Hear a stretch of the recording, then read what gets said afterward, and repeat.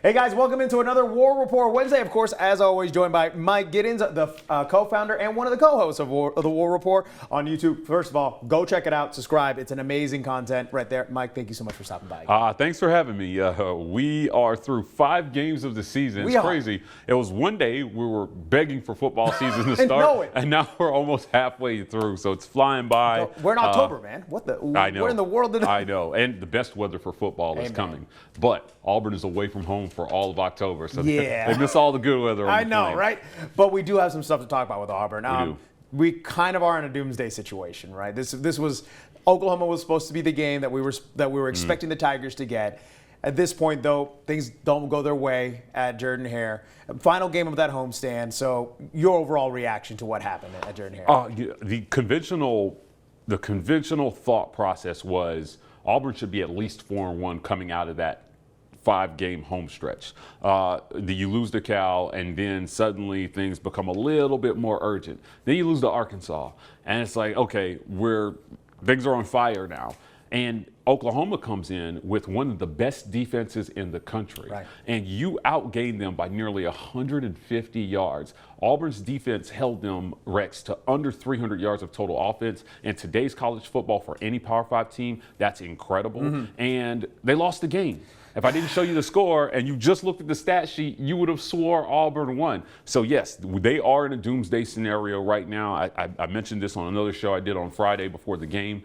You've got to find a way to a bowl game somehow, but to do it, Hugh Freeze is going to have to win SEC Coach of the Year practically to get this team to 6 wins. And as you mentioned before, heading into this stretch on the road now, and we've got Georgia coming up, we've got Missouri, Kentucky. Like you mentioned, this is going to be the craziest stretch to pull this bowl game eligibility off. But could some miracle happen? We saw Georgia have that slow start against Alabama. Again, a pretty incredible game in Tuscaloosa. But is there a point where if Auburn can start fast, maybe jump on the dogs early? Yes, maybe. Athens has not fared. They've not fared well in Athens, and that's the tough thing. You got to go in and you've got to beat a team who, after that game in Tuscaloosa, they're going to be mad. Yes, they're going to be angry. It was almost a perfect storm for Georgia, but like the worst case scenario for Auburn, that they have to play this pissed off Georgia team coming off a game that, they came all the way back from like 28-7 or 37 to take the lead for 13 seconds and then lose that game. Look, I still think Georgia is the best team in the country despite how they played in the first half of that game, and they've got more horses than Auburn does. So what Auburn lacks and what they need to be able to do to compete in this game is they need Hugh Freeze to out-scheme Kirby Smart. So far, we haven't seen anything through 5 games that says that that's likely. So yeah, I had this one as an L before the season started, Rex, and nothing has happened that would change my mind about that. I mean, look, it's going to be pretty factual here that Auburn's going to be the underdog heading into Athens. Not only the history of it, but as you mentioned, just up and down the roster. 24.5-point spread for this one. Well then, yeah. So that's what the wise guys in Vegas think. Peyton gets the start. So he did at times, though, look like he was in complete command of that offense, making those throws to KLS, making those deep passes. Did he take a step forward compared to what he was at Cal? He absolutely did. Look, I would argue that might have been Peyton Thorne's best game as an Auburn Tiger.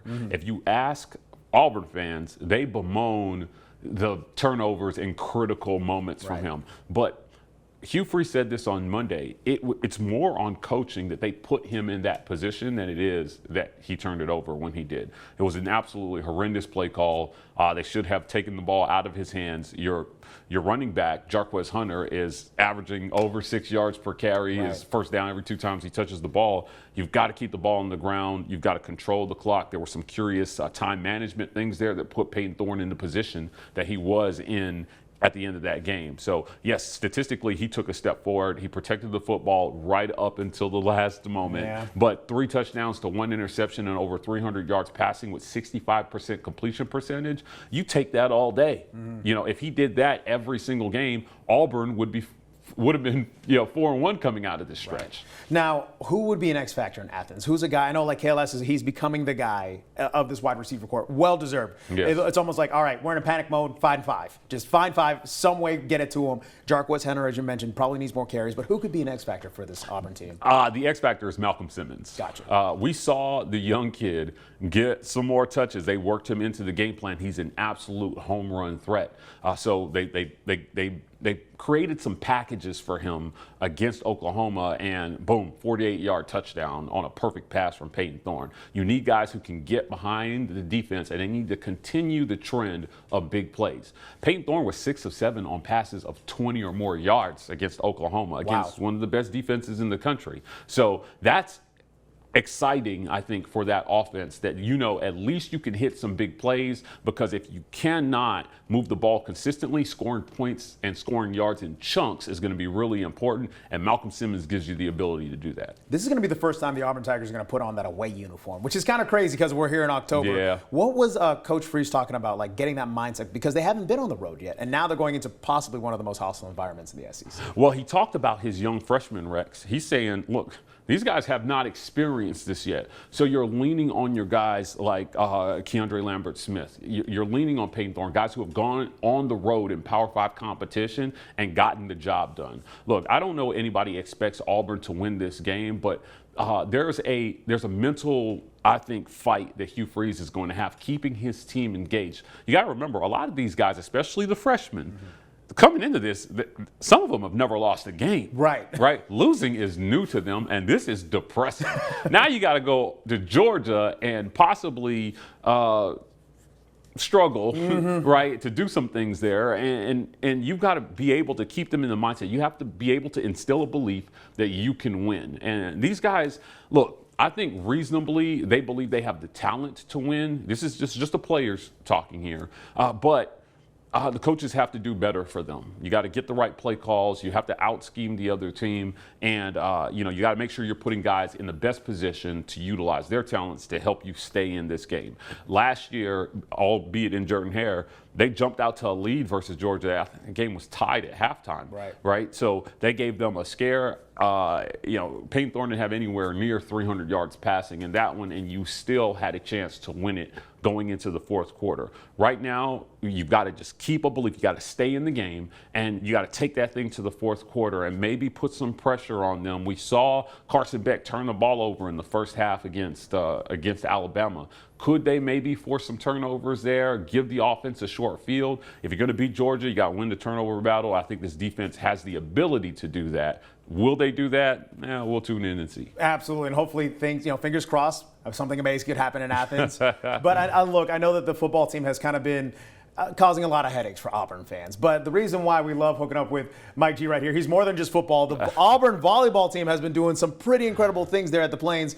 Catch us up on volleyball. They've had some pretty historic wins recently. Right? Yeah, the Olympic sports are surging at Auburn. Right. We've talked about women's basketball. I got invited to watch a volleyball practice, Rex. Nice. And so I spent some time with Coach Brent Crouch talking about his team. And, he told me, he said, I feel like we have a top 6 team in the SEC. Now, it's the Big Ten in the SEC when it comes to college volleyball. They finished 4th in the SEC last year. So what did they do? On Friday, they go out and they beat the number 12 team in the country, Kentucky. Wow. They hadn't won a set versus Kentucky since 2017. So the reverse sweep, losing the first 2 sets and then winning the last 3, it was electric in there. Against Alabama on Sunday, they set an attendance record with over 3,000 people in attendance to watch these girls play. If you're not into volleyball, it's one of those things. When I went to my first hockey game, I'm not a hockey guy. I won't watch it on TV. But somebody took me to a hockey game in Phoenix. I enjoyed myself. Look, I think volleyball is both fun to watch, on TV, but it is definitely fun to attend live. And they're creating an atmosphere and a culture of winning with Auburn volleyball. So I believe a lot in what they're doing there. Madison Shears, their best player, she's all SEC. Those girls have shown up when Coach Crouch has needed them. They've got 1 loss on the season through like 13 games, and so they're looking to see if they can keep it going. So there's a reason to become a volleyball fan, and I have to agree with you. Watching the Olympics, I was watching it on TV, and of course games are going on all the time when you during Olympic play. You stop on volleyball, and it is electric. I wanted to kind of touch on that environment. If you check out your ex right here, you saw some video of the crowd, and you're right. It is insane. It's insane. How much fun did you have with the environment? We're media, so we're supposed to be supposed to be disciplined and non-partial. However, the fan in you. It was fun. It was fun to cover. It's always fun when the crowd is into it. And the team commented on how much energy they pull from the crowd when the match is tight and Alabama's feeling the pressure, and suddenly those serves are going long, and you're making errors because the crowd is into it and they're behind the team. Auburn has a good culture of fan participation. The fans show up. And, jumping back to football, just to kind of make my point, despite being 2-2 going into that game, fans showed up for Oklahoma, and they stayed and they cheered their team on. And that extends to other sports as well. So it was fun watching what they're building on that side. Again, this athletic director, John Cohen, is investing heavily in Olympic sports at Auburn, and not just Olympic sports, in women's sports, which I think is very important. You mentioned the Olympics, Rex. It was interesting to watch, like, women's rugby take center stage because of the Olympics, right? I was like, I don't think I've ever watched a women's rugby match, and then suddenly this one girl, her name escapes me, is like a superstar, worldwide star because of the Olympics. Well, basketball got elevated. Women's basketball got elevated during that stretch, and now volleyball, which I think has always been fairly exciting to watch during the Olympics, got a huge bump as well too. So maybe Auburn volleyball is producing some of those Olympic champions here on that side. I certainly think Madison Shear is that good. Wow. But I love what they're doing there. They've got a good program. They've got a winning culture, and I think they're going to do some big things this year. Well, Suni Lee, of course, the Plains has seen a couple Olympic champs as well. She showed up to the game. And that was phenomenal to see her rocking rocking the Olympic medals as well. That was incredible. See, X's and O's outside of the gridiron as well. Mike, we appreciate you always stopping by. Thanks, but Rex. before we go, where can people find you? Go over to YouTube and check us out. We are the War Report on every social media platform. We're TW Report on TikTok. Our game day coverage, guys, is like none other. So if you want a community of people to celebrate or commiserate with, jump in that live chat, become a patron on YouTube, and help us keep our work going. That's exactly why he's one of the best out there. Mike, I appreciate you. That's another War Report Wednesday, y'all. We'll see you next week.